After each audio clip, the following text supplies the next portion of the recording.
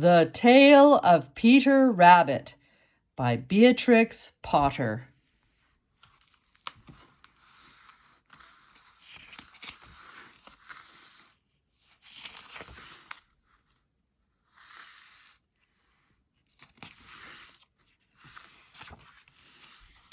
Once upon a time there were 4 little rabbits, and their names were Flopsy, Mopsy, Cottontail, and Peter.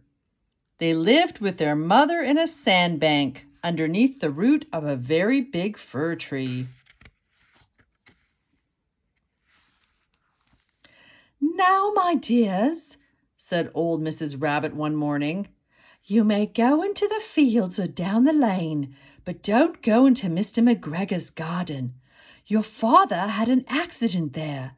He was put in a pie by Mrs. McGregor. Now run along and don't get into mischief.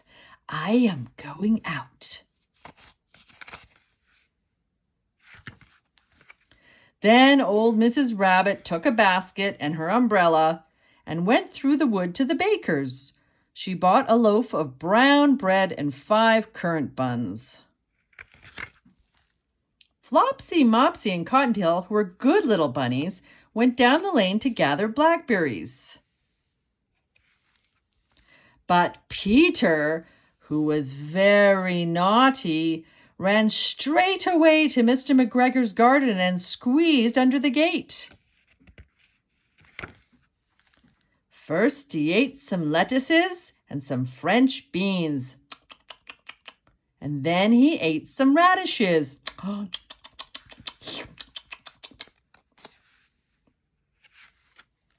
And then, feeling rather sick, he went to look for some parsley.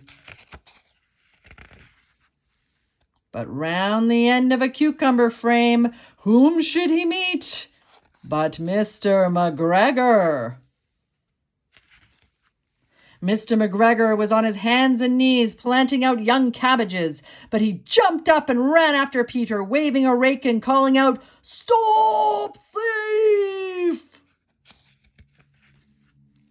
Peter was most dreadfully frightened. He rushed all over the garden, for he had forgotten the way back to the gate. He lost one of his shoes among the cabbages and the other shoe amongst the potatoes.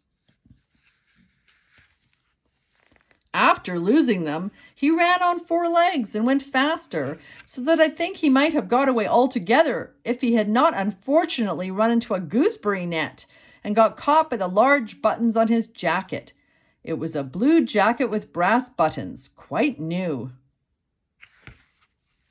Peter gave himself up for lost and shed big tears. But his sobs were overheard by some friendly sparrows who flew to him in great excitement and implored him to exert himself.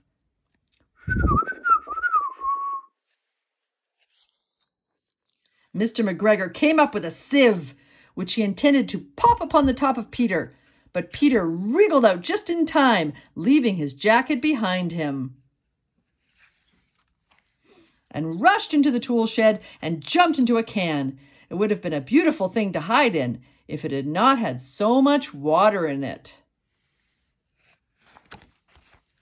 Mr. McGregor was quite sure that Peter was somewhere in the tool shed, perhaps hidden underneath a flower pot. He began to turn them over carefully, looking under each. Presently, Peter sneezed. "Cut-a-chew!"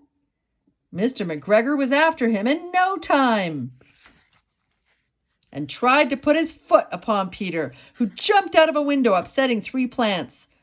The window was too small for Mr. McGregor, and he was tired of running after Peter. He went back to his work. Peter sat down to rest. He was out of breath and trembling with fright, and he had not the least idea which way to go. Also, he was very damp with sitting in that can. After a time, he began to wander about, going lippity, lippity, not very fast, and looking all around. He found a door in a wall, but it was locked, and there was no room for a fat little rabbit to squeeze underneath. An old mouse was running in and out over the stone doorstep, carrying peas and beans to her family in the wood. Peter asked her the way to the gate, but she had such a large pea in her mouth that she could not answer. She only shook her head at him. Peter began to cry. Then he tried to find his way straight across the garden, but he became more and more puzzled. Presently he came to a pond where Mr. McGregor filled his water cans. A white cat was staring at some goldfish. She sat very, very still, but now and then the tip of her tail twitched as if it were alive. Peter thought it best to go away without speaking to her. He had heard about cats from his cousin, little Benjamin Bunny. He went back towards the tool shed, but suddenly, quite close to him, he heard the noise of a hoe. Scratch, scratch, scratch, scritch.